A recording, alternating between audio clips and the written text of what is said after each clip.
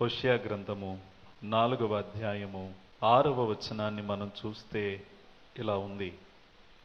నా జనులు జ్ఞానము లేనివారై నశించుచున్నారు. నా జనులు జ్ఞానము లేనివారై నశించుచున్నారు. మొదటి వచనం, 2వ లైన్ చదువుతున్నాను. సత్యమును కనికరమును దేవుని గూర్చిన జ్ఞానమును దేశమందు లేకపోవుట చూచి యెహోవా దేశ నివాసులతో వ్యాజ్యమాడుచున్నాడు. ఇశ్రాయేలీలు అనంటే దేవుని ద్వారా పిలువబడిన జనం. ఇశ్రాయేలీలు అంటే దేవుడు ఏర్పాటు చేసుకున్న జనం. లోకంలో ఎన్నో జనాంగాలు ఉండగా దేవుడు ఇశ్రాయేలీలను ఏర్పాటు చేసుకుని, మీరు నా ప్రజలు, నేను మీ దేవుడను అని దేవుడు వారి విషయంలో ఎంతగానో కృపను చూపి తన్ను తాను ప్రత్యక్షపరుచుకున్నాడు. అయితే లోకస్తులకు దేవుడెవరో తెలియదు. దేవుని కార్యాలు తెలుసు కానీ దేవుడెవరో వారికి తెలియదు. కానీ ఇశ్రాయేలీయులకు దేవుని కార్యాలు తెలుసు, దేవుడెవరో కూడా తెలుసు. ఇశ్రాయేలీలు కనాను దేశం వెళ్ళేటప్పుడు యెరికోలో ఉన్న వారికి కానీ లేకపోతే ఆయా దేశస్థులకు కానీ వీరి పక్షంగా ఉన్న దేవుడు ఎంత గొప్పవాడో ఆయన కార్యాలను బట్టి తెలుసుకున్నారు. అమ్మో, వాళ్ళ దేవుడు చాలా గొప్పవాడు అని. అయితే ఇశ్రాయేలీయులకు దేవుని గొప్పతనం మాత్రమే కాదు, దేవుని గుణలక్షణాలు కూడా తెలుసు. దేవుడు వారికి పదే పదే చెప్పడాన్ని మనం చూస్తాం. ఏంటంటే, నేను పరిశుద్ధుడను గనుక మీరును పరిశుద్ధులై ఉండాలి. నేను పరిశుద్ధుడను గనుక మీరును పరిశుద్ధులుగా బ్రతకాలి. ఎందుకంటే మీరు నా ప్రజలు, నేను మీ దేవుడను. లోకము నుండి మిమ్మల్ని వేరు చేసింది మీరు కేవలము ఇశ్రాయేలీలుగా పిలువబడ్డానికి మాత్రమే కాదు కానీ నా ప్రజలై ఉండి నాకు మీరు ప్రజలుగా బ్రతికి పరిశుద్ధులుగా బ్రతకాలి అని దేవుడు ఉద్దేశిస్తే, వీరు మాత్రం దేవుణ్ణి నమ్మి దేవుణ్ణి వెంబడిస్తూ ఆయనెవరో తెలియని వారు ఎలా బ్రతుకుతారో వీరు కూడా అలాగే బ్రతకడానికి తెగించారు. ఇశ్రాయేలీలు చుట్టుపక్కల ఉన్న వారికి ఆ యెబూసీలు కానీ, కనానీయులు కానీ, పెరిజ్జీలు కానీ, హిత్తీయులు కానీ, హివ్వీయులు కానీ, కనానీయులు కానీ ఎవరైనా సరే వారికి దేవుడెవరో తెలియదు. దేవుడెవరో తెలియని వారి మధ్య వీరు ఎలా బ్రతకాలి? దేవుడెవరో మాకు తెలుసు అన్నట్టు బ్రతకాలి. అలా బ్రతకాలనంటే దేవుని కోసం చేసే పండగలు చెప్తాయా, లేక దేవుని కోసం వారు జీవించే పరిశుద్ధ జీవితం చెప్తుందా? దేవుని కొరకు వారు జీవించే పరిశుద్ధ జీవితం చెప్తుంది. విచిత్రం ఏంటంటే, మాకు దేవుడు తెలుసు, మాకు ధర్మశాస్త్రం ఉంది, మేము సున్నతి పొందాం, అలాగే మాకు ఎన్నో ఆచారాలు ఉన్నాయి, మాకు పస్కా పండగలు ఉన్నాయి, మాకు పులియని రొట్టెల పండగలు ఉన్నాయి అని పండగలు చేసుకుంటున్నారు తప్ప దేవుడు చెయ్యమన్నట్లుగా లేక దేవుడు బ్రతకమన్నట్లుగా బ్రతకడం వారికి రాలేదు. పండగలేమీ ఆగలేదు, కానీ దేవుని కొరకు జీవితం మాత్రం వారి దగ్గర లేకుండా పోయింది. ఎప్పుడైతే వారు అలా ఉండడం మొదలుపెట్టారో అన్యులు వీళ్ళని చూసి ఇలా అనుకుంటారు. ఏమనంటే, వీళ్ళు మన పండగలు వేరు, వీళ్ళ పండగలు వేరు, మన దేవుడు వేరు, వీళ్ళ దేవుడు వేరు, మన ఆచారాలు వేరు, వాళ్ళ ఆచారాలు వేరు, మనకుండే మందిరాలు వేరు, వారికుండే మందిరాలు వేరు, అన్నీ వేరు, కానీ బతుకు మాత్రం వాళ్ళది మనది ఒకటే. మనం ఎలా బతుకుతున్నామో చెప్పాలి, వాళ్ళు అలాగే బ్రతుకుతున్నారు అని ఇశ్రాయేలీల యొక్క జీవితాలను బట్టి దేవునికి ఎంతో అవమానాన్ని తెచ్చిపెట్టారు. అందుకే పాత నిబంధనలో మీరు చదివితే వారు దేవుని కొరకు జీవించని ఆ జీవితం బట్టి దేవుడు ఎంతగానో బాధపడినట్లుగా చూస్తున్నాం. ఇక్కడ దేవుడు చెప్తున్నాడు, నా జనులు జ్ఞానము లేక నశించుచున్నారు. అంటే అర్థం ఏమిటి? వారికి దేవుడెవరో తెలుసు కానీ దేవుని గురించి పూర్తిగా వారికి తెలియడం లేదు. ఒకవేళ తెలిసినా దాని ప్రకారం వారు జీవించటం లేదు. సత్యాన్ని ఎరగడం వేరు, సత్యానుసారులుగా బ్రతకడం వేరు. సత్యాన్ని ఎరగడం వేరు, సత్యానుసారముగా బ్రతకడం వేరు. ఉదాహరణగా చెప్పాలంటే, సిగరెట్ కాల్చేవాడికి ఆ పెట్టి మీద ప్రతి కంపెనీ, ఏ కంపెనీ అని భేదం లేదు, ఏ కంపెనీ సిగరెట్ పెట్టి మీద అయినా సిగరెట్ కాల్చడం వలన శరీరం ఎలా పాడవుద్దో ఎంత బొమ్మేస్తారు. అదాడు చూస్తాడు. ఇది తాగితే నీ బతుకెలా అవ్వుద్దురా అనే సత్యం ఎరుగును. ఇతనికి ఆ సత్యం తెలుసు. మనం సిగరెట్లు కాలిస్తే మన బ్రతుకు ఇలాగే అవ్వుద్దని తెలుసు. సత్యాన్ని ఎరగడం వేరు. కానీ ఎన్ని పెట్టెల మీద చూసినా ఆ పెట్టిడి జోబులో ఖచ్చితంగా వస్తుంది.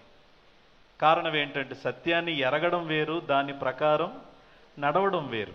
వీళ్ళకి దేవుని గురించి తెలుసు కానీ వాళ్ళ జీవితాలు మాత్రం దేవుడెవరో మాకు తెలియదు అన్నట్టు బ్రతుకుతున్నారు. అందుకే దేవుడు వారితో ఏం చేస్తున్నాడట? వ్యాజ్యం ఆడుతున్నాడు. జాగ్రత్తగా వినండి. మనం కూడా అటువంటి ప్రజల మధ్య ఉన్నాం. చుట్టూరు ఉన్న ప్రజలకి నిజదేవుడు ఎవరో తెలియదు. కనిపించే ప్రతి వాటిల్లో దేవుడు ఉన్నాడేమో అనే భ్రమలో జీవించే ప్రజల మధ్య మనం జీవిస్తున్నాం. ఇటువంటి ప్రజల మధ్య మనం జీవిస్తూ, ప్రియులారా, మీరు వేరు, మేము వేరు, మీరు పిలిచే కార్యక్రమాలకు మేము రాము, తర్వాత మేము మీరు పెట్టేవి కొన్ని తినము, కాబట్టి అలాగే మా పండగలు వేరు, మా యొక్క ఆరాధనలు వేరని అన్నిటిల్లోనూ వేరుగా ఉంటున్నాం, మంచిదే. కానీ జీవితం దగ్గరికి వచ్చేసరికి మాత్రం వాళ్ళ జీవితాలు మన జీవితాలు ఒకేలా ఉంటున్నాయి. ఉదాహరణగా ఇలా చెప్తాను. ఒక గ్రామం ఉంది. ఆ గ్రామంలో ప్రియులారా ఏదో కార్యక్రమానికి పిలిస్తే, లేకపోతే ఎవరో చనిపోయారని పిలిస్తే, మేము రాము, మేము ప్రభువుని నమ్మాం, చచ్చిపోయిన వాళ్ళ ఇంటికి మేము వెళ్ళాం, ఎందుకంటే వాళ్ళు దేవుని నమ్మలేదని వెళ్ళడం మానేశారు. సరే, వెళ్ళడం మానేసిన వాళ్ళు ఏం చేయాలి? దేవుని కోసం నమ్మకంగా బ్రతకాలి. అయితే వాళ్ళు ఏదైనా గొడవ వస్తే మాత్రం అందరికీ వినబడేలాగా, ఆ వీధిలో ఉన్న వారందరికీ వినబడేలాగా గట్టిగా గొడవలు చేస్తారు. ప్రియులారా, వివాహాలు వచ్చేటప్పుడు మాత్రం అంజులు ఎలా చేస్తారో వీళ్ళు అలాగే చేస్తారు. కానీ ఎవరైనా చచ్చిపోతే మాత్రం వాళ్ళ ఇంటికి వెళ్ళరు. ఇప్పుడు వీళ్ళని చూసి ఆ ఊరిలో ఉన్న వాళ్ళకి మన దేవుడు ఎలా అర్థమవుతాడు చెప్పండి? మన దేవుడి మీద ప్రేమ పెరుగుద్దా, చిరాకు పెరుగుద్దా?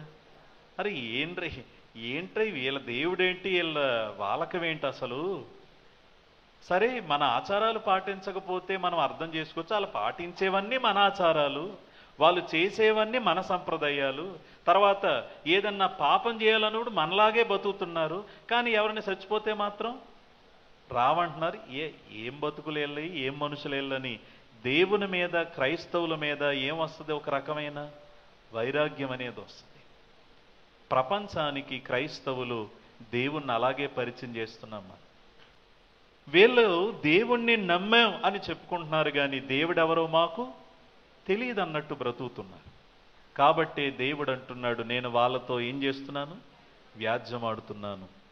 కాబట్టి మన దేవుని గురించి, దేవుని వాక్యము గురించిన సంగతులు మనకు ఖచ్చితంగా తెలియాలని ప్రియులారా మనం నేర్చుకుంటున్నాం.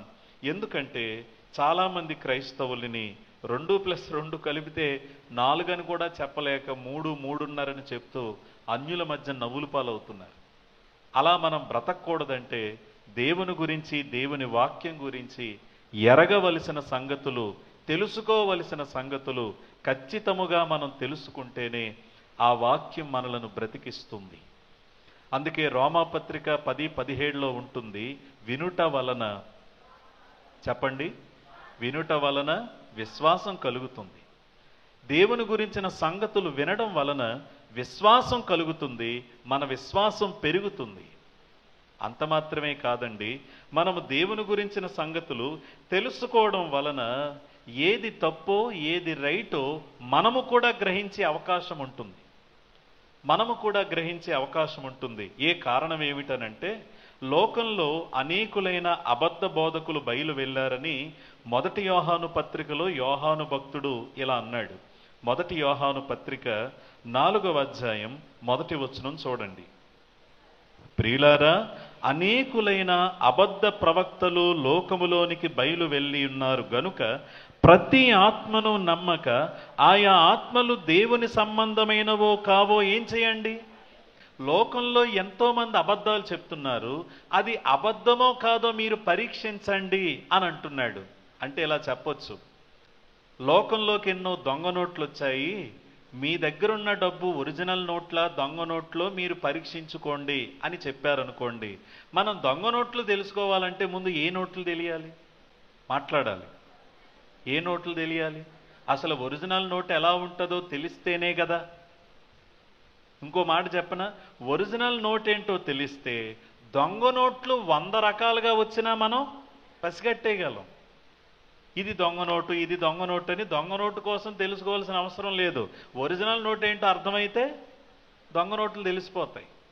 మనకి నిజమైన వాక్యం అంటే ఏంటో, నిజమైన సత్యం అంటే ఏంటో తెలిస్తే అసత్యం అంటే ఏంటో కూడా తెలుస్తుంది. ఈనాడు చాలామంది ప్రతి అబద్ధాన్ని నమ్మేస్తారు. కారణం ఏంటంటే వాళ్ళకి వాక్యం తెలియడం లేదు. అవి వినేవి ఎంత ఫూలిష్గా ఉన్నా ఆ వినేవి చిన్నపిల్లలకి నవ్వు తెప్పించేవైనా నమ్మేస్తారు. అది నిజమో కాదో మనకి తెలియాలి. తెలియాలంటే మనకి వాక్యం ఏంటో తెలియాలి. నిజమేంటో తెలిస్తే అబద్ధం ఏంటో తెలిసిపోతుంది.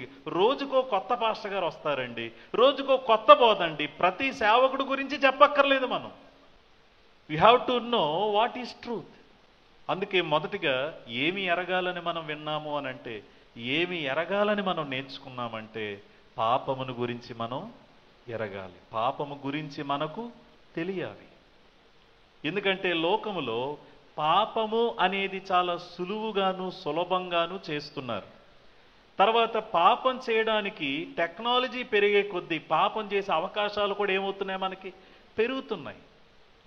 ఎటువైపు చూసినా పెరుగుతున్నాయి. ఇంకో మాట చెప్పమంటారా, జనరేషన్స్ మారుతున్నాయి. ఏమంటారు? జనరేషన్స్, తరాలు మారిపోతున్నాయి.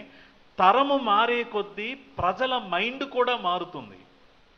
ఈనాడు చాలామంది యవనస్తులు తరం మారే కొద్దీ పాపం పేట్రేగిపోతుంది. అసలు పాపం అంటే ఏంటో కూడా తెలియదు. ఇట్స్ నార్మల్ అయిపోయింది. Sin becomes normal. తప్పు అనేది నార్మల్ అయిపోయింది. అటువంటి తరం మధ్య మనం జీవిస్తున్నాం ప్రియులారు. అటువంటి తరం మధ్య మనం జీవిస్తున్నాం. మరి అటువంటి తరం మధ్య పాపం విషయంలో మనము కూడా అలాగే ఉంటే, మనం కూడా పాపాన్ని తేలిగ్గా చూస్తే ఏమైపోతుంది చెప్పండి? నాకు భయం వేస్తుంది. ఇప్పుడున్న తరాన్ని చూస్తే భయం వేస్తుంది. ఎందుకంటే ఇప్పుడున్న తరమే ఎలా ఉందంటే మన పిల్లలు ఉన్నప్పుడు ఎలా ఉంటుంది? తరాలు మారుతున్నాయి, పాపం పెరుగుతుంది. కాబట్టి పాపము గురించి మనకు తెలియాలి. పాపం గురించి తెలియాలి. నేను చోట చదివాను ఏంటంటే, సూసన్నా వెస్లీ గారు తెలుసా? ఎవరు సూసన్నా వెస్లీ? ఇంగ్లాండ్ దేశాన్ని ఉజ్జీవంతో నింపిన 18వ శతాబ్దపు సేవకుని యొక్క తల్లి. ఎంతోమంది పిల్లలు. ఆమె పిల్లలకు పదే పదే పాపము యొక్క తీవ్రత గురించి చెప్తూ ఉండేదంట. ఎంత అద్భుతంగా చెప్పిందో ఆవిడ. పాపం అంటే ఇదిగో ఇది పాపం, ఇది పాపం, ఇది పాపం అని చెప్పలేదు ఆవిడ. నువ్వేదైనా చేసేటప్పుడు నీ మనస్సాక్షి నిన్ను గద్దిస్తుందంటే, ఒరే బాబు నువ్వు పాపం చేస్తున్నావని చెప్పేదంట.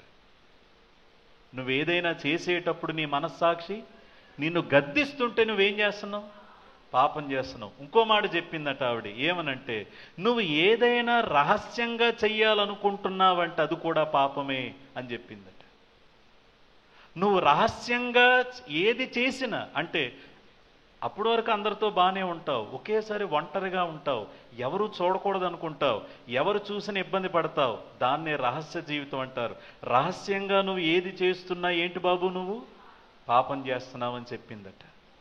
మరో మాట ఆవిడ ఏం చెప్పిందంటే, బాబు మీకే వినండ్రా అని చెప్తూ ఆవిడ ఏం చెప్పిందంటే, మరో మాట, ఏదైనా తప్పు చేసేటప్పుడు ఆ తప్పును ప్రశ్నిస్తుంటే నువ్వు కారణాలు వెతుక్కోవడానికి తడబడుతున్నావంటే నువ్వు చేసిందేంటి?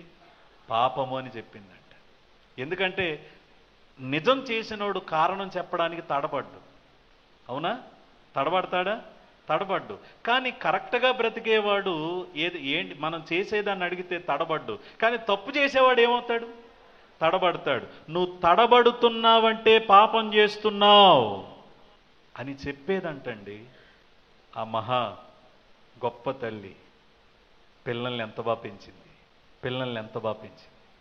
తల్లులారా, తండ్రులారా, నేర్చుకుందాం సూసన్నా వెస్లీ నుంచి. పాపం యొక్క తీవ్రత ఏంటో మనకి తెలియాలి, మన పిల్లలకు కూడా తెలియాలి.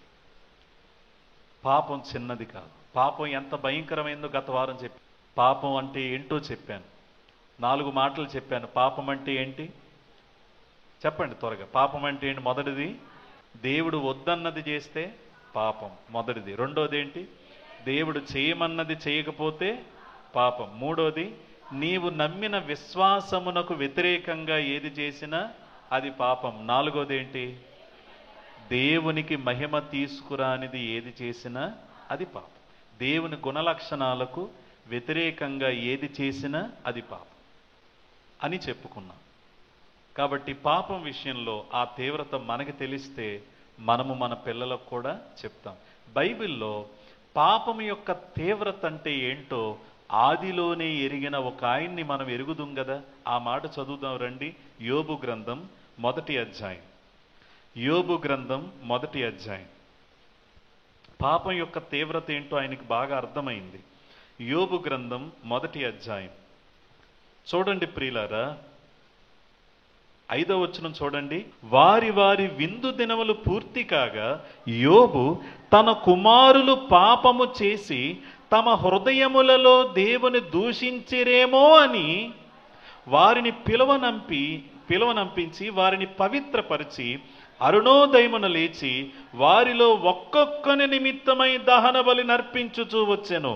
యోబు నిత్యము అలాగు చెయ్యుచుండెను. యవనస్తులు, తండ్రులు, తల్లులు విందాం. యోబు ఎంత గొప్ప తండ్రి అంటే, పిల్లలు ఆయనకి ఎంతమంది పిల్లలు? 10 మంది పిల్లలు. ఆ 10 మంది పిల్లలు చక్కగా రోజు భోజనం చేస్తూ విందు దినాలు విందులు చేస్తూ ఉండగా వారు సంతోషములో ఉన్నప్పుడు, ఆనందములో ఉన్నప్పుడు ఒకవేళ దేవునిని హృదయములో దూషించిరేమో అని. దూషించలేదు వాళ్ళు అనండి ఆ మాట. దూషించలేదు. ఎక్కడ? హృదయములో దూషించారేమో. పొద్దున్నే లేపాడు ఒక ఆయన్ని. బాబు లేగమ్మ అంటే, ఎందుకు నాన్న అంటే, అదే మొన్న పార్టీ జరిగింది కదా, అన్నదమ్ములు అందరూ కూర్చొని చేశారు కదా, అయితే అందులో నువ్వు పాపం చేశావు. నేనేం చేయలేదు నాన్న. అలా కాదమ్మా, హృదయములో దేవుని ఎదుట పాపం చేశావేమో. త్వరగా లేగు, నీకోసం నేను దహనబలి అర్పిస్తానమ్మా. మన దేవుడు పాపాన్ని సహించడు. హృదయంలో కూడా ఏం చేయకూడదు? మనం పాపం చేయకూడదమ్మా. హృదయంలో కూడా పాపం చేయకూడదు. త్వరగా లేగు, మనం ప్రార్థన చేద్దాం. నీ నిమిత్తం నేను దహనబలి అర్పిస్తానని ఆయన పిల్లల కొరకై ప్రతిరోజు ఒక్కొక్కని నిమిత్తం ఏం చేస్తున్నాడు? మనం ఎలాంటి వాళ్ళని చెప్పనా? మన పిల్లలు తప్పు చేశారని తెలిసినా కూడా మా పిల్లలు కరెక్ట్ అంటాం మనం. నిజమా అబద్ధమా? ఆయన ఏమంటున్నాడు? తప్పు చేయలేదు, చేశారేమో. పైగా బయటికి కాదు. అంటే ఈ మాట మీకు ఎందుకు చదివించానంటే, పాపం ఎంత భయంకరమైందో యోబుకు తెలుసు. కాబట్టే ఆ పాపానికి ఈయన దూరంగా ఉన్నాడు, పిల్లలను కూడా దూరంగా ఉంచాడు. ఈనాడు నీకు అర్థమైందా?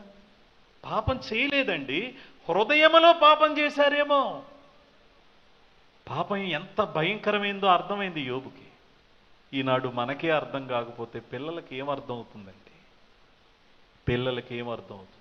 అందుకే యోబు అలా బ్రతికాడు కాబట్టే పాపం యొక్క తీవ్రత ఏంటో తెలిసి పాపానికి దూరంగా జీవించాడు. కాబట్టే దేవుడు పదే పదే సాక్ష్యం ఇచ్చాడు.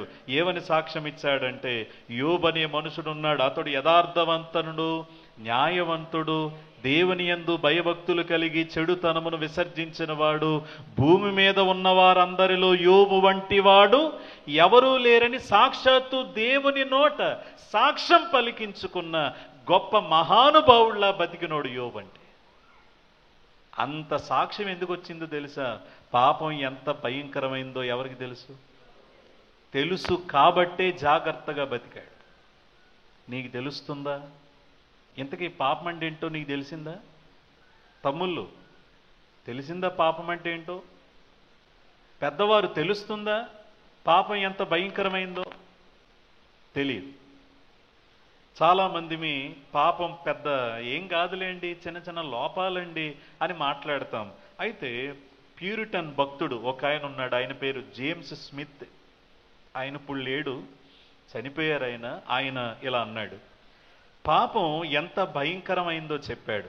పాపం ఎంత భయంకరమైందంటేనంట, ఆయన ఇలా చెప్పాడు, ఒకసారి చుట్టూరు ఉన్న ప్రపంచాన్ని చూడండి, పాపమ ఎంత భయంకరమైందో తెలుస్తుందన్నాడు. ఏం చూడాలట? చెప్పాలి గట్టిగా, చుట్టూరు ఉన్న ప్రపంచాన్ని చూడండి. ఎందుకు చూడండి? ప్రపంచంలో ఎక్కడ చూసినా ఏం జరుగుతున్నాయి? దెబ్బలాటలు జరుగుతున్నాయి. ప్రపంచంలో ఎక్కడ చూసినా రోగాలు పెరుగుతున్నాయి, ఒకరి మీద ఒకరు పడి కొట్టుకు చేస్తున్నారు. ఎంతో భయంకరమైన కొట్లాటలు జరుగుతున్నాయి, యుద్ధాలు జరుగుతున్నాయి, ఒకరినొకరు చంపుకుంటున్నారు, తిట్టుకుంటున్నారు, నరుక్కుంటున్నారు, వాళ్ళని చంపి వీధుల్లో లాగుతున్నారు. ఎందుకు జరుగుతుంది ఇదంతానంటే ఏముంది లోకంలో? పాపం ఉంది. పాపం చిన్నదే అని అనుకుంటున్నావు నువ్వు, ఆ పాపం వల్ల చూడు ప్రపంచం ఎలా అయిపోయిందో. కొట్టుకుని చేస్తున్నారు జనం. ఇటు బంగ్లాదేశ్లో దెబ్బలాట్లు, ఇజ్రాయేల్కి పాలస్తీనా దేశాలకి దెబ్బలాట్లు, రష్యాకి ఉక్రెయిన్కి దెబ్బలాట్లు. ఎక్కడ చూసినా ఏమున్నాయి? దెబ్బలాట్లు, పంచాయతీలు. మన ఊళ్ళల్లో కూడా ఏమున్నాయి? దెబ్బలాట్లు. వీటన్నిటికీ కారణం ఏంటి? పాపం. మరొక మాట అన్నాడు, పాపం ఏంటో తెలియాలంటే ప్రపంచం చూడన్నాడు. రెండో మాట జేమ్స్ స్మిత్ గారు ఏమన్నారంటే, పాపం ఎంత భయంకరమైందో తెలియాలంటే కుటుంబాలను చూడన్నాడు. ఒకసారి నీ చుట్టూరు ఉన్న కుటుంబాలను చూడు అన్నాడు. Look at the families around you. కారణం ఏంటంటే ఈనాడు పేరుకే కుటుంబాలు, కానీ కుటుంబాల మధ్య ఏమి లేదంటే సఖ్యత లేదు. కుటుంబాల మధ్య ఏం పెరుగుతున్నాయి? గొడవలు పెరుగుతున్నాయి. కుటుంబాల మధ్య ఒకరి మీద ఒకరు కోప్పడిపోతున్నారు. ఆయన అన్నయ్య ఈయన తమ్ముడే, ఆవిడ అక్క ఈవిడి చెల్లె, కానీ ఒకరిని ఒకరు శపించుకుంటున్నారు, దూషించుకుంటున్నారు. తర్వాత తోబుట్టువులే అసూయ చెందుతున్నారు. అసూయతో ఎవరి ఆస్తి ఎలా లాగేద్దామా అని ప్రయత్నాలు చేస్తున్నారు. కుటుంబాల్లో ప్రేమలు తరిగిపోతున్నాయి, కుటుంబాల్లో అసూయలు పెరిగిపోతున్నాయి, కుటుంబంలో కొట్లాట్లు పెరిగిపోతున్నాయి, కుటుంబంలో అక్రమ సంబంధాలు పెరిగిపోతున్నాయి. వీటన్నిటికీ కారణం ఏంటి? పాపం. దీనికి క్రైస్తవేతరులు క్రైస్తవులనే భేదం లేదు. ప్రతి కుటుంబాలు ఇలాగ అవుతున్నాయి. చాలా కుటుంబాల్లో నెమ్మది ఉండడం లేదు. కుటుంబాలు పాడైపోతున్నాయి. కారణం ఏంటంటే పాపం. పాపం ఏంటో తెలియాలంటే ప్రపంచం చూడన్నాడు. రెండోది ఏం చూడాలట? కుటుంబాలను చూడన్నాడు. తర్వాత ఆయన ఏమన్నారంటే, పాపం ఎంత భయంకరమైందో తెలియాలంటే నీ చుట్టూరు ఉన్న మనుషుల్ని చూడు. Look at the individuals. ఒక్కొక్కరిని చూడు, ఒక్కొక్కరి జీవితాలు ఎలాగున్నాయో చూడు. ఒక్కొక్కరి జీవితాల్లో ఎన్నెన్ని భయంకరమైన బ్రతుకులు జీవిస్తున్నారో చూడు. వాళ్ళ జీవితాలు చూస్తే అర్థం అవ్వట్లేదా పాపం ఎంత తీవ్రమైందో? అప్పుడు వరకు ఈయన బానే ఉంటాడు. ఎన్ని కుటుంబాలండి, ఎన్ని వ్యసనాలతో ఎన్ని కుటుంబాలు రోడ్డున పడలేదు చెప్పండి, మీకు తెలియదా? అతను మంచోడే, కానీ వ్యసనాలు వచ్చినప్పటి నుంచి తాను పాడయ్యాడు, కుటుంబం పాడైంది, ఆరోగ్యం పాడైంది. చివరికి తను చచ్చిపోయాక కుటుంబం ఎక్కడ పడింది? ఇలాంటి ఎన్ని తెలియదు మనకి? అక్రమ సంబంధాల వల్ల ఎన్ని కుటుంబాలు రోడ్డు మీద పడ్డాయి, వ్యసనాల వల్ల ఎన్ని కుటుంబాలు రోడ్డు మీద పడ్డాయి. ఆ వ్యక్తులను చూస్తున్నప్పుడు నీకు అర్థం కావాలి పాపం ఎంత భయంకరమైంది. నీ చుట్టూరున్న ప్రపంచాన్ని చూడు, నీ చుట్టూరున్న కుటుంబాలు చూడు, నీ చుట్టూరున్న వ్యక్తులను చూడన్నాడు. తర్వాత ఇంకో మాట చెప్తున్నాడు ఆయన, ఏంటంటే నీ చుట్టూరు ఉన్న విశ్వాసులను చూడు అంటున్నాడు. ఎవరిని? అప్పుడు దాకా బయట వాళ్ళ కోసం చెప్పాడు ఆయన, ఇప్పుడు విశ్వాసుల దగ్గరికి వచ్చాడు ఆయన. Look around. విశ్వాసులే, పేరుకే విశ్వాసులు. ఇలా అనొచ్చు, నేతి బీరకాయలో నెయ్యి ఉండదంట. పేరులో నెయ్యి ఉంటుంది కానీ నేతి బీరకాయలో నెయ్యి ఉండదంట. విశ్వాసుల జీవితాలు విశ్వాసము లేకుండా, దేవుని కొరకు జీవించకుండా వాళ్ళ బ్రతుకులు చూస్తేనే అర్థమవుతుంది పాపం ఎంత భయంకరమైందో. కొట్లాటలకి మందిరాలు కూడా ఏమీ మినహాయింపు కాదని మొన్న ఎప్పుడో ఒక పెద్ద చర్చ్ ఉంటుంది, ఆ చర్చిలో పెద్ద గొడవ జరిగింది. ఆ గొడవ అందరూ చూశారు ఇంటర్నెట్లో. పాస్టర్ గారుల మధ్య దెబ్బలాట్లు వచ్చినాయి. ఈ పాస్టర్ గారి తరపు కొంతమంది విశ్వాసులు, ఆ పాస్టర్ గారి తరపు కొంతమంది విశ్వాసులు. ఒకరినొకరు నువ్వెంతరా అంటే నువ్వెంత. పైగా వాళ్ళు అంగీలు వేసుకుని ఉన్నారు. ఏమున్నాయి వాళ్ళకి? అంగీలు. దెబ్బలాటలు. విశ్వాసులు, సేవకులు. ఎంత దారుణం ప్రియులారా! పాపం చాలా భయంకరమైంది. పాపం నాశనం చెయ్యలేని మనిషి అంటూ ఈ భూమి మీద ఎవడు లేడు. పాపానికి అవకాశం ఇస్తే ఏ మనిషినైనా ఏం చేయగలదు? పాడు చేయగలదు. ముఖ్యంగా ఇక్కడ మీ తల్లిదండ్రులకి చెప్తున్నాను, ఇక్కడ కాలేజీలకు వెళ్ళే పిల్లలకి చెప్తున్నాను, మీ స్కూల్లో పాపం చేయడం అంటే ఇష్టం ఉన్న వాళ్ళు ఎక్కువ మంది ఉంటారు తప్ప పరిశుద్ధంగా ఉండడం అంటే ఇష్టం ఉన్న వాళ్ళు ఉండరు. వాళ్ళని వెతుక్కోండి, వాళ్ళతోనే ఉండండి, మీ జీవితాలు బాగుపడతాయి. స్కూల్లో, కాలేజీల్లో పాపాన్ని ప్రేరేపించే వాళ్ళు ఎక్కువ మంది ఉంటారు. ఎందుకంటే అది పాపమని కూడా వాళ్ళు ఏమంటారు చెప్పన? ఎంజాయ్మెంట్ అంటారు. పాపానికి పేర్లు మారుస్తారు. పాపానికి పేరేమంటారంటే ఎంజాయ్మెంట్ అంటారు, లేక ఎంటర్టైన్మెంట్ అంటారు, లేక యూత్ కదా అంటారు. ఎన్నన్నా నువ్వు చేసేదేంటి? పాపమే. పాపం వలన వచ్చు జీతము మరణం. జాగ్రత్త అండి. పిల్లలు విషయంలో జాగ్రత్తగా ఉండండి. తల్లిదండ్రులారా జాగ్రత్తగా ఉండండి. స్కూల్లో, కాలేజెస్లో వాళ్ళకి ఎలాంటి ఫ్రెండ్స్ ఉంటున్నారో పరీక్షించండి. జాగ్రత్తగా ఉండాలి. అయితే ఇంకొంచెం ముందుకెళ్దాం రండి. ఎప్పుడైతే యేసు ప్రభువు దగ్గరికి వస్తామో ఆయన మన పాపముల నుండి మనలను క్షమించి, చెప్పండి, సమస్త దుర్నీతి నుండి మనలను పవిత్రులుగా చేస్తాడు. పాపము గురించి తెలుసుకోవాలని చెప్పుకున్నాం కదా. ఆ పాపము గురించి ఏమేమి తెలుసుకోవాలి? 3 చెప్పాను. మొదటిదేంటి? పాపం అంటే ఏంటో తెలుసుకున్నాము. రెండోది, పాపం ఎంత భయంకరమైందో తెలుసుకున్నాము. మూడోదేంటి? ఆ పాపము నుండి విడిపించగలిగిన ఏకైక దేవుడు యేసుక్రీస్తు ఒక్కడేనా? ఆయన దగ్గరికి ఎవరైతే వస్తారో వారి పాపముల నుండి ఆయన వారిని ఏం చేస్తాడు? విడిపిస్తాడు. విడిపించిన వారు మారు మనసు పొందిన వారే, రక్షించబడిన వారుగా వారు జీవిస్తారు. 3 మాటలు చెప్పాను. మొదటిది పాపమేంటో తెలియాలి. రెండోది పాపం ఎంత భయంకరమైందో తెలియాలి. మూడోది పాపము నుండి విడిపించేవారు యేసు ప్రభువే అని తెలియాలి. 4వది క్రైస్తవుడైన వాడు పాపం విషయంలో తాను చనిపోయాడని తెలుసుకోవాలి. పాపం విషయంలో తాను ఏమయ్యాడు? చనిపోయాడు. We are dead to sin. ఆ మాట చదువుదాం రండి. రోమాపత్రిక 6వ అధ్యాయం 2వ వచనం. రోమాపత్రిక 6వ అధ్యాయం 2వ వచనం. అట్లనరాదు, పాపము విషయమై చనిపోయిన మనము ఇక మీదట ఎలాగు దానిలో జీవించుదము? మళ్ళీ చదువుదాం. పాపము విషయమై చనిపోయిన మనము ఇక మీదట ఎలాగు దానిలో జీవించుదము? తర్వాత 6వ వచనం చూడండి, బిగ్గరగా చదువుదాం. ఏమనగా, మనమికను పాపమునకు దాసులము కాకుండుటకు పాప శరీరము నిరర్ధకమగునట్లు మన ప్రాచీన స్వభావము ఆయనతో కూడా సిలువ వేయబడనని ఎరుగుదుము. మనకు తెలుసు. ఏమని తెలుసు అంటే మన పాత స్వభావం ఏమైపోయింది? సిలువ వేయబడింది. అంటే పాపములో ఏమయ్యాం? మనం చనిపోయాం. ఇక్కడ ఎవరైతే మారు మనసు పొందిన వారు ఉన్నారో, ఇక్కడ ఎవరైతే అయ్యా నేను మారు మనసు పొంది బాప్తీసం పొంది ప్రభువుని వెంబడిస్తున్నానని ఎవరైతే చెప్తున్నారో వాళ్ళందరూ నా వైపు చూస్తూ వినండి. ఎవరైతే రక్షించబడ్డారో వారు తెలుసుకోవాలంట. ఏం తెలుసుకోవాలంటే పాపం విషయంలో ఏమైపోయాం? మనం చచ్చిపోయాం. We are dead to sin. పాపం విషయంలో చచ్చిపోయామంట. మనం పాపం విషయంలో చనిపోయాం. ఏ కారణం ఏంటంటే ఇక్కడ రోమాపత్రిక 6వ అధ్యాయములో ఇక్కడ ఈయన క్రైస్తవ జీవితాన్ని అలాగే క్రీస్తునందు జీవితం గురించి మాట్లాడుతూ ఇలా అన్నాడు. క్రైస్తవ జీవితాన్ని ఇక్కడ బాప్తిస్మముతో కూడా పోల్చాడు ఆయన. ఇప్పుడు బాప్తిస్మం ఇచ్చేటప్పుడు ఏం చేస్తాం చెప్పండి? నీటిలో మీరు చూడలేదా? ఏం చేస్తాం? కొన్ని చోట్ల జల్లుతారు, ఇలాగ జల్లుతారు. ఓ చోట అయితే జెండా కింద సిలువ ఉన్న జెండా ఉంటుంది, ఆ జెండా కిందకు వచ్చి వెళ్ళిపోతే బాప్తిసం అంటారు. ఇలా కొన్ని ఉంటాయి బయట. అవన్నీ కాదు. బాప్తిసం అంటే నీటిలో ముంచి పైకి లేపాలి. సరే, ఇప్పుడు నీటిలో ములిగి మళ్ళీ ఏమవుతారు? అలాగే ఉంచుతారు పాస్టర్ గారు. ఏమవుద్ది?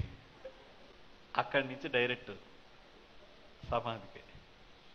అయితే నీటిలో ముంచి ఏం చేస్తాం? మళ్ళీ పైకి లేపుతాం. అంటే అర్థం ఏమిటంటే, జాగ్రత్త వినండి, మనం బాప్తిస్మము పొందుతున్నామంటే ఎవరి యందు విశ్వాసం ఉంచాం? క్రీస్తు యందు విశ్వాసం ఉంచాం. ఏమనంటే ఆయన నా కొరకే ఈ లోకానికి వచ్చారు, నా కొరకే జీవించారు, నేను ఆయన కొరకు బ్రతకడానికే నా కోసం బోధించారు, అలాగే నా కొరకే సిలువలో చనిపోయారు, నా కొరకు ఆయన తిరిగి లేచారు, త్వరలో నా కొరకే రాబోతున్నాడు. యేసు ప్రభు చేసిన కార్యం ఎవరి కోసం? నా కోసం అనేది నువ్వు నమ్మావు. నమ్మి నీ పాపాలు ఎవరి దగ్గర ఒప్పుకున్నావు? దేవుని దగ్గర ఒప్పుకున్నావు. ఒప్పుకున్న తర్వాత ఇప్పుడు క్రీస్తు సిలువలో మరణించాడు, అలాగే నీవు కూడా క్రీస్తుతో పాటు మరణిస్తావు. ఆయనతో పాతి పెట్టబడ్డాము, ఆయనతో కూడా తిరిగి లెగుస్తాం. అంటే బాప్తిస్మం ఇచ్చేటప్పుడు ముంచేటప్పుడు పైకి మరలా తీసేటప్పుడు దాన్ని ఏమంటారంటే, మనం పాత జీవితంలో చచ్చిపోయాము, కొత్త జీవితంలో బ్రతికాము. అందుకే ఒక ఆయన ఇలా అన్నాడు, బాప్తిస్మం అంటే ఏంటో కాదు, సమాధి కార్యక్రమం అన్నాడు. ఏంటంట? ఎందుకు సమాధి కార్యక్రమం? పాత జీవితంలో ఏమైపోయావు? నువ్వు సమాధి అయిపోయావు. ఇప్పుడు మరలా నువ్వు లేచి జీవించే జీవితం ఏంటంటే పాత జీవితం కాదు. అది ఏ జీవితం? కొత్త జీవితం. 2 కొరింథీ 5:17 ఏముందో చూడండి అక్కడ. కాగా ఎవడైనను క్రీస్తునందున్న ఎడల వాడు నూతన సృష్టి, పాతవి గతించెను, ఇదిగో క్రొత్తవాయెను. బిగ్గరగా స్తోత్రం చెప్దాం. 2 చేతులు పైకెత్తి చెప్దాం. ఎవడైనా క్రీస్తు యేసునందున్న ఎడల నూతన సృష్టి, పాతవి గతించెను, ఇదిగో కొత్తవాయెను. అంటే ఏంటి? గొంగళ పురుగు లాంటోడు సీతాకోక చిలుకను చూసారా అమ్మా? చూశారు కదా. గొంగళ పురుగుల సీతాకోక చిలుక అవ్వడం చూశారు, కానీ సీతాకోక చిలుక మళ్ళీ గొంగళ పురుగు అవడం ఎక్కడైనా చూసారా? చూస్తే చెప్పండి. ప్రపంచ 8వ వింత అవుద్ది అది. న్యూస్ ఛానల్స్ అన్నీ మన దగ్గరికే వస్తాయి. మార్టేరులో గొంగళ పురుగులు సీతాకోక చిలుకలు అవుతాయి, అలాగే సీతాకోక చిలుకలు మార్టేరు పేరు ప్రపంచం అంతా మారిమోగిపోద్ది.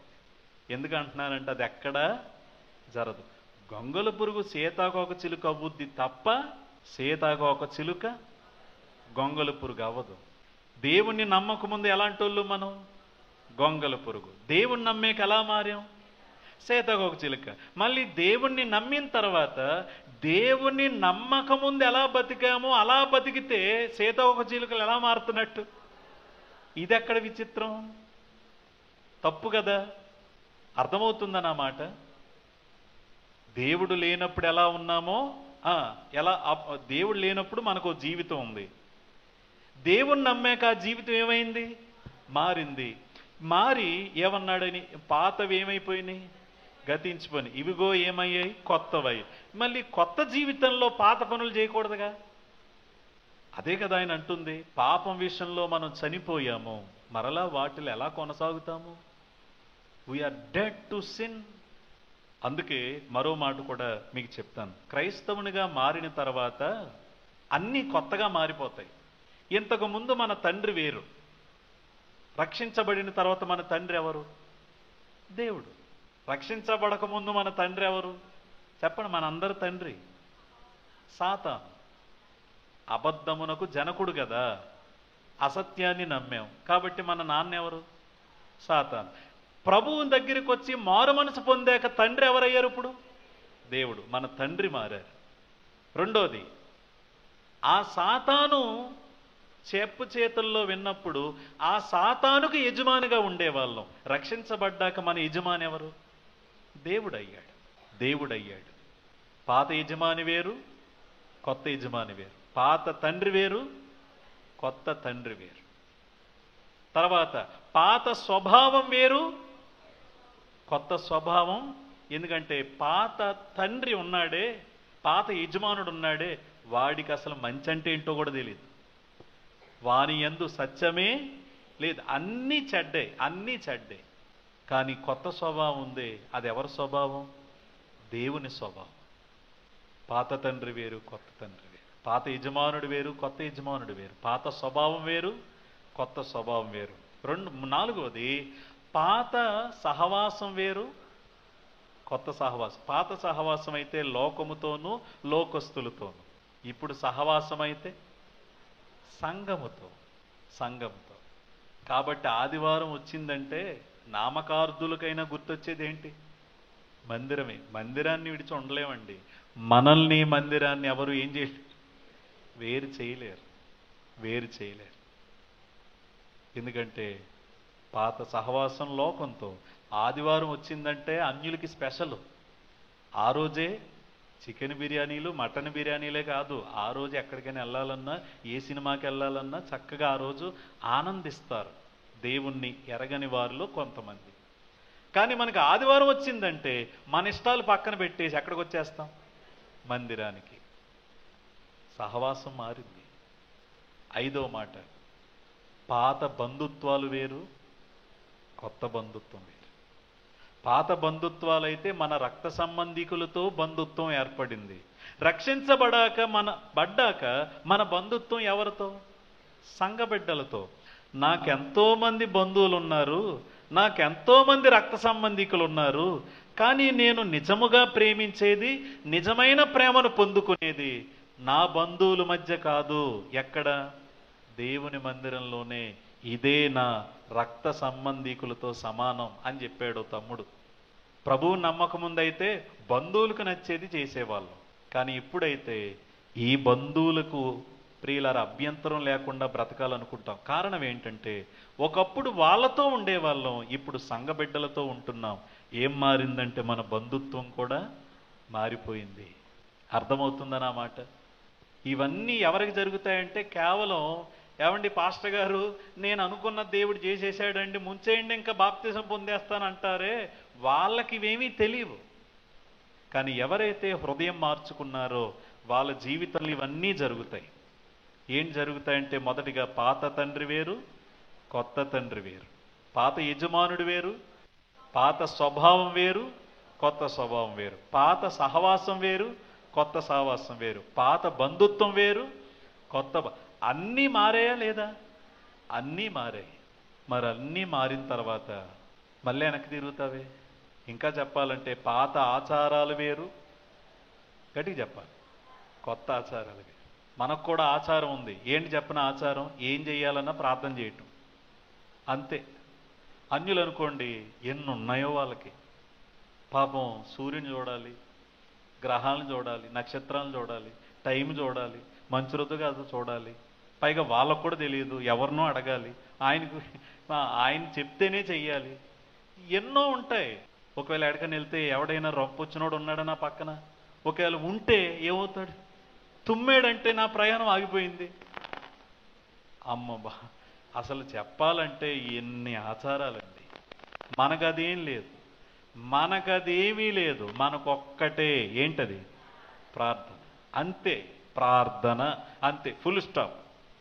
ప్రార్థన మహా అయితే ఉపవాస ప్రార్థన, దానికి మించి ఏమీ లేదు. తర్వాత పాత నమ్మకాలు వేరు, కొత్త నమ్మకాలు వేరు. పాత నమ్మకాలు అయితే ఒరే ఈడు మనోడేరా అనుకుంటారు. ఎవరిని చూసి? ఈడు మనోడని అలా చెప్తారు, కులం చూసి. కానీ ఇక్కడైతే ఏం చూడం మనం? కులం చూడం. కారణం ఏంటంటే వాళ్ళం ఇప్పుడు కులాన్ని నమ్మం, వేటిని నమ్మం. అందరూ మన వాళ్ళే. యేసుక్రీస్తునందు రక్షించబడిన వాళ్ళందరూ ఎవరు? మన వాళ్ళే. They are belong to us. కులము లేదు, కులభేదము అన్నీ మారాయి. రక్షించబడినప్పుడు యేసు ప్రభు మన పాపాల నుండి మనల్ని విడిపించినప్పుడు అన్నీ మారతాయి. మారిన తర్వాత మరలా మనం వెనక్కి వెళ్ళకూడదు. అందుకే యోహానులో ఏమన్నాడో చూడండి. 1 యోహాను 3వ అధ్యాయం, 1 యోహాను 3వ అధ్యాయం 6వ వచనం చూడండి. 3:6 ఏముందమ్మా? ఆయన యందు నిలిచి ఉండువాడెవడును పాపము చెయ్యడు, పాపము చెయ్యువాడెవడును ఆయనను చూడను లేదు, ఎరుగను లేదు. తర్వాత 9వ వచనం చూడండి. దేవుని మూలముగా పుట్టిన ప్రతి వానిలో ఆయన బీజము నిలుచును గనుక వాడు పాపము చెయ్యడు. వాడు దేవుని మూలముగా పుట్టినవాడు గనుక పాపము చెయ్యజాలడు. నా వెనకాల చెప్పండి, దేవుని మూలముగా పుట్టినవాడు పాపము చెయ్యడు, పాపము చెయ్యజాలడు. ఏదో ఒకసారి తలెత్తినను చూడండి. ఈ సత్యం నీకు అర్థమైందా? మనం తప్పులు చేస్తూ పాపాలు చేస్తూ ఎవరైనా ఏదన్నంటే ఏదో లోపం అండి, లేకపోతే మనుషులుగా ఉన్నాం కదండి అని ఏదేదో చెప్తాం. కానీ బైబిల్ ఏం చెప్తుందంటే, నువ్వు నిజంగా దేవుని మూలముగా పుడితే, నువ్వు నిజంగా దేవుని బిడ్డవైతే నువ్వేం చెయ్యవు? పాపం చెయ్యవు, పాపం చెయ్యవు. ఇక్కడ నేను క్వశ్చన్ అడుగుతున్నాను, చెప్పండి. రక్షించబడిన వారు ఉన్నారు కదా, మారు మనసు పొందిన వాళ్ళు ఉన్నారుగా, పొందిన వాళ్ళు తలవపండి ఒకసారి, ఉన్నారు కదా. నేను మిమ్మల్ని అడుగుతున్నాను క్వశ్చన్, మారు మనసు మీరు ఎప్పుడైతే పొందారో అప్పటి నుండి ఇప్పటి వరకు ఎప్పుడు ఒక్కసారి కూడా పాపం చేయకుండా ఉన్నారా? లేమంటే లేము, మేము ఎప్పుడూ పాపం చేయలేదు అన్నోళ్ళు తలవపండి. లేదండి కొన్నిసార్లు పాపానికి అవకాశం ఇచ్చానండి అన్నవాళ్ళు ఇలా తలవపండి. మరి ఎక్కడేముంది? దేవుని మూలంగా పుట్టినవాడు ఏం చేయడు అంటే, మనం పాపం చేశామంటే దేవుని మూలంగా పుట్టలేదా? మరి బైబిల్ ఏముంది? పాపం విషయంలో ఏమయ్యాం మనం? రోమాపత్రిక 6:2లోను 6:6లో ఏముంది? పాపములో ఏమయ్యాం? చనిపోయాం అనుంది. ఎక్కడేమనుంది? దేవుని మూలంగా పుట్టినవాడు పాపము చెయ్యడు అనుంది. కానీ రక్షించబడ్డాక కొన్ని సందర్భాల్లో ఏం చేశాం? అదేంటి? ఈ సత్యం మనకు అర్థం కావాలి. మనం ఇది ఇంకా బాగా అర్థం చేసుకోవాలంటే, ఎందుకంటే ఇది అర్థం కాని వాళ్ళు చాలామంది దేవునికి దూరం అయిపోయిన వాళ్ళు ఉంటారు. ఎలా దూరం అయిపోతారు చెప్పనా? రక్షించబడ్డాక పాపములో శోధించబడతారు, శోధించబడిన తర్వాత పడిపోతారు, పడిపోయిన తర్వాత ఏమనుకుంటారంటే, నేను దేవుణ్ణి నమ్మాక పాపం చేశాను అంటే నేను ఇంక దేవుని బిడ్డను కాదు, ఇంక నేను ఇలాగే బతకాలేమో, ఇంక నేను ఇలాగే ఉండాలేమోనని చెప్పి దేవునికి దూరం అయిపోయే వాళ్ళు చాలామంది ఉంటారు. ఈ సత్యం మనకు తెలియాలి. ఒక్కసారి ఈ వచనాలు ఎలా తర్జుమా చేశారు ఇంగ్లీష్లోను తెలుగులోను నేను చెప్తాను. ఇంగ్లీష్లో ఇంగ్లీష్ స్టాండర్డ్ వెర్షన్ అని ఒక వెర్షన్ ఉంటుంది, ESV అంటారు. అందులో ఈ 2 వచనాలు ఏమని తర్జుమా అయ్యాయంటే, keeps on, he doesn't keeps on sinning అని ఉంది. అంటే పాపము చెయ్యడు అని అక్కడ రాసలేదు, కానీ పాపములో కొనసాగలేడు అనండి ఒకసారి. తర్వాత యాంప్లిఫైడ్ బైబిల్ వెర్షన్ అని ఇంకోటి ఉంటుంది. యాంప్లిఫైడ్ అంటే చాలా ఏమంటారు, వివరంగా ఉంటుంది ఆ వెర్షన్, యాంప్లిఫైడ్ వెర్షన్. ఎవరైనా ఇంగ్లీష్లో బైబిల్ చదవాలనుకునేవారు, I'm encouraging you to buy an amplified Bible. It was very very very powerful. ఎందుకంటే ప్రతి వచనానికి కొన్ని అర్థాలు అక్కడ బైబిల్లోనే చెప్తారు. ఇంటర్నెట్లో కూడా ఉంటుంది, చూడొచ్చు. యాంప్లిఫైడ్ బైబిల్ ఏముందంటే, he doesn't deliberately knowingly habitually keep on sinning అని ఉంది. అంటే అర్థం ఏమిటంటే, దేవుని మూలంగా పుట్టినవాడు కావాలని అన్నీ తెలిసి ఒక అలవాటుగా పాపములో కొనసాగలేడు అని ఉంది. ఎలా కొనసాగలేడట? అలవాటుగా పాపములో ఏమవ్వలేడు. ఎందుకు కొనసాగలేడు చెప్పండి? దేవుని మూలముగా పుట్టాడు కాబట్టి. మళ్ళీ చెప్తున్నాను, ఇది నేను 2 వెర్షన్స్ చెప్పాను. ఒకటి ESV చెప్పాను, రెండోది యాంప్లిఫైడ్ చెప్పాను, మూడోది మన తెలుగులో పవిత్ర గ్రంథం బాబ్క్రో గారు ఉన్నారు కదా, ఆయన ఏం రాశాడంటే, దేవుని మూలంగా పుట్టినవాడు పాపము చేస్తూ ఉండడు. ఎలా ఉండడు? చెయ్యడు అని అన్నారా? చేస్తూ ఉండడా అంటే ఏంటి అర్థం? ఎవరైతే దేవుని మూలంగా పుడతారో వారు పాపములో ఒకవేళ పడినా ఏమవుతారు? దీనికి బెస్ట్ ఎగ్జాంపుల్ 2 జంతువులు, 3 జంతువులు, 2 కాదు 3 జంతువులు. మొదటి జంతువు ఏంటంటే గొర్రె. మొదటిది ఏంటి? గొర్రె. మటన్ అంటే గుర్తొస్తుంది, ఓకే. రెండో జంతువు ఏంటంటే కుక్క. మూడో జంతువు ఏంటంటే పంది. ఈ రెండు అన్నదమ్ములు. కుక్క పంది రెండు అన్నదమ్ములు. మొదటిది ఏంటి? గొర్రె. గొర్రెని ఇటేపు ఉంచండి. ఇంకో రెండు ఏంటి? కుక్క పంది. జాగ్రత్త వినండి. కుక్క మీరు ఎప్పుడైనా చూస్తే అది రోడ్డు మీద ఉండే కుక్క అయినా, ఇంట్లో పెంచుకునే కుక్క అయినా, హైబ్రిడ్ కుక్క అయినా, ఎన్ని లక్షలున్న కుక్క అయినా, దాని బుద్ధి ఏంటంటే అది కక్కిన దాన్ని ఏం చేస్తాయి? చూసారా ఎప్పుడైనా? కుక్కకున్న బుద్ధి ఏంటండి? అది కక్కిన దాన్నే మళ్ళీ తింటది. ఏం బుద్ధో అది! కక్కిన దాన్ని మళ్ళీ తింటది. ఏ బుద్ధి అది? కుక్క బుద్ధి. రెండోది ఏమన్నాను? కుక్క. ఇంకోటి ఏమన్నాను? పంది అన్నాను కదా. ఇప్పుడు పంది బుద్ధి ఏంటి చెప్పండి? ఇప్పుడు ఎక్కడ పందైనా, మాట్టేరు పందైనా, పాలకులు పందైనా, ఏ పందైనా సరే, ఆ పందిని చక్కగా టైల్స్ ఉండి, ఏసీ ఉండి, సీలింగ్ ఉండి, మంచి పరుపు లాంటి ఒక మంచి పరుపు వేసి పడుకోబెడితే ఆ పందికి ఎంత చిరాకు వస్తుందో. పందికి ఏమంటే ఇష్టం? బురదంటే ఇష్టం. ఆ బురదను చూసి అబ్బా, ఆ వీధి బురద కంటే ఈ వీధి బురద అదిరిపోయింది, అసలు ఆ రంగు ఎంత బాగుందా, రుచి ఎంత బాగుంది, ఎంత బాగుంది అనుకుని ఎందులో దొల్లుద్దంటే అది బురదలో దొల్లుద్ది. కుక్క తన వాంతుకు తిరుగుతుంది, కడగబడిన పంది బురదలో దొల్లుతుంది. అలాగే దేవుని మూలంగా పుట్టని వారు వదిలేసిన వాటిల్లోనే బతుకుతారు. ఇది కొంచెం కష్టంగా ఉంది కదా వినడానికి. ఇప్పుడు ఇంకో జంతువు ఉంది మనకి ధైర్యాన్ని ఇవ్వడానికి. ఇంకో జంతువు ఏంటి? గొర్రె. గొర్రె నడుచుకుంటూ వెళ్తుంది. మన మాట్టేరు రోడ్లోంచి నడుచుకుంటూ వెళ్తుంది. వర్షాలు బాగా కురిసి గుంటలు ఏర్పడి బురద ఏర్పడింది. ఎప్పుడైతే బురద ఏర్పడిందో ఎవరో వచ్చారని హఠాత్తుగా ఆ ఎక్కువ ఆ బొచ్చు ఉండే ఆ గొర్రె బురదలో పడిపోయింది. పక్కనే పంది ఉంది. పంది వెల్కమ్ అని చెప్పింది. ఏం చేస్తుంది అది? షేక్ హ్యాండ్ ఇస్తుందా? హై, ఇది నీ ప్లేస్, నువ్వెక్కడ ఉంటావు కానీ నేను అనుకోకుండా పడ్డాను, కావాలని పడలేదు, అస్సలు నా ప్లేస్ ఇది కాదు, నేను ఒక్క క్షణం కూడా ఉండలేనని పడిన వెంటనే పైకి లెగుస్తుంది. దేవుడు క్రైస్తవులను గొర్రెలతో పోల్చాడు. మన దేవుడు ఎవరంటే గొర్రెలకు మంచి కాపరి. ఆయన కాపరైతే మనం ఎవరం? గొర్రెలం. గొర్రెలకు ఉండే లక్షణం ఏంటంటే ఎక్కడైనా బురదలో పడితే మరలా పైకి లెగుస్తుంది. ఇక్కడ రక్షించబడిన వారికి నేను మాట చెప్తున్నాను. నువ్వు నిజంగా రక్షించబడితే కొన్ని సందర్భాల్లో నీవు బలహీనమైనప్పుడు ఒకవేళ నువ్వు పడినా ఏమవుతావు? పైకి లెగుస్తావు. ఎందుకు లెగుస్తావంటే అన్నీ మారిపోయినాయి కదా. పాత తండ్రి వేరు, కొత్త తండ్రి వేరు, అన్నీ మారిపోయినాయి. ఎవ్రీథింగ్ చేంజ్ అయిపోయింది.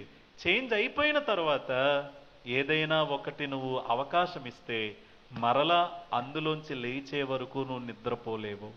నేను మాట చెప్పనా? క్రైస్తవులు అయినంటనే మనం యుద్ధ రంగంలోకి వచ్చాం. యుద్ధ రంగం అంటే ఎదురుగా ఉన్నవాడితో ఏం చేయాలి మనం? యుద్ధం. ప్రియులారా, దేవుణ్ణి నమ్మిన తర్వాత ఎదురుగా పాపం అనేది ఉంది. ఇప్పుడు ఇక్కడ మనమున్నాం. పాపముతో ఇప్పుడు మనకేమవుతుంది? పోరాటం అవుతూ ఉంటుంది. మనం వాక్యంతో ఒక్కొక్క పాపాన్ని కొడుతూ ఉంటాము, అది బలహీనం అవుతూ ఉంటుంది. కానీ ఒక్కొక్క పాపము మరలా బలం తెచ్చుకుని గట్టిగా ఒక దెబ్బేస్తుంది. దెబ్బేసిన వెంటనే ఏమవ్వాలి? ఏమవ్వకూడదు? పడకూడదు. అబ్బా అని చెప్పి మరలా బలం తెచ్చుకుని దేవుని వాక్యంతో మరలా బలం పొందుకుని ఏ పాపమైతే మనల్ని ఇక్కడ కొట్టిందో అదే పాపాన్ని మళ్ళీ కొట్టాలి మనం. దేనితో? వాక్యంతో. ఇది జరిగేదే క్రైస్తవుని జీవితంలో. అర్థమవుతుందా అండి?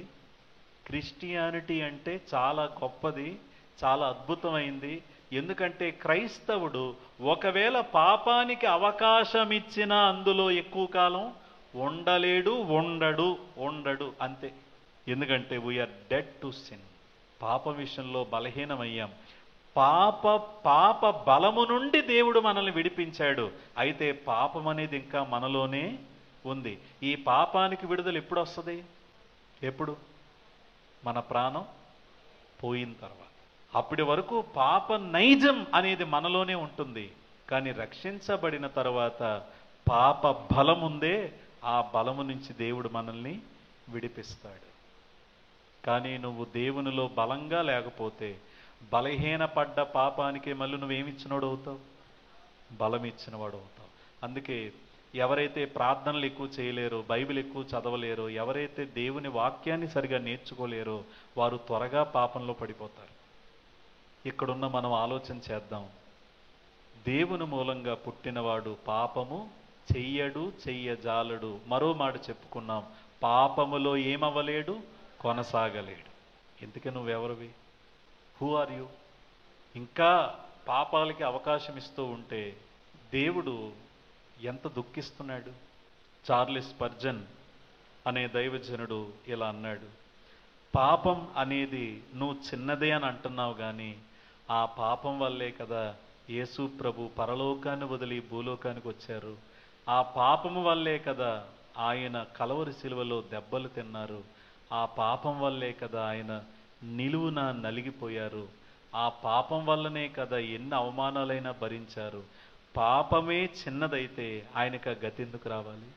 అందుకే బైబిల్ ఏమని చెప్తుందంటే, యేసు ప్రభుని నమ్ముకుని కూడా, యేసు ప్రభుని వెంబడిస్తూ కూడా మనం దేవునికి విరోధమైన పాపాలు చేస్తుంటే, ఆ పాపాల్లో కొనసాగితే దేవునిని మరలా ఏం చేస్తున్నాం?